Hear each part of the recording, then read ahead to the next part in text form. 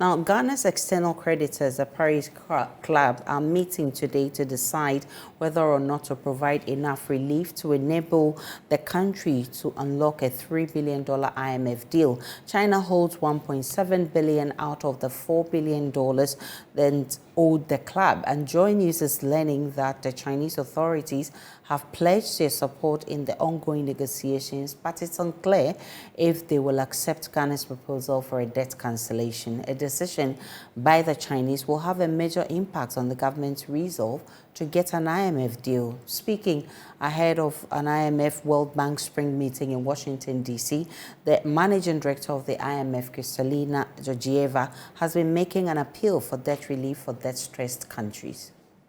I want to make a double plea on their behalf. Help them handle the burden of debt, which has made life in this country so much harder because of multiple shocks in the last years. And secondly, help ensure that the IMF continues to be in a position to support them in the years ahead. Let me start with debt.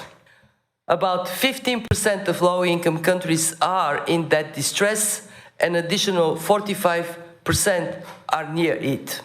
About a quarter of emerging market economies are at high risk, facing default-like borrowing costs. And this has raised a legitimate concern about the potential wave of debt restructuring cases. Let's cross over to Washington, D.C. and speak with George Werefi. He's our man monitoring events for us. George Werefi, bring us up to speed. Has the IMF World Bank spring meeting begun, and what's on the lineup? Well, Aisha, of course, it has begun. And one of the major things that would happen today is the outlook or the launch of the IMF Global Economic Outlook Report that the IMF is expected to release today. Now, that is their flagship document in terms of how the various economies or their members are faring in terms of the growth outlook. Now, if you remember that last week, the World Bank also released this Africa Pulse report that actually projected that Ghana will grow at 1.8% instead of the 2.8% that government is projecting for this year. And this economic outlook report will tell us whether government is going to end the year with a 2.8%, or they are also going to project a lower growth for Ghana. There have been instances where the IMF thinks that Ghana might do well in terms of economic outgrowth, but also the World Bank holds a different position in terms of their projection for Ghana. So we'll be looking forward to that publication today to see what will be the IMF's projection in terms of the economic growth for this year and how Ghana is going to fare. Also, the G24 member countries made up of South African countries will be meeting today. And one of the main things that will be on the agenda would actually be how to deal with the debt situation on the African continent, including Ghana and other countries as well. So this is what is going to happen today in terms of program at the fund. Now, let's come to the Paris Club that is expected to take a decision. What we are picking up more of an update is that rather it is the creditors committee that is expected to be formed today, and then they would then open formal negotiations with Ghana.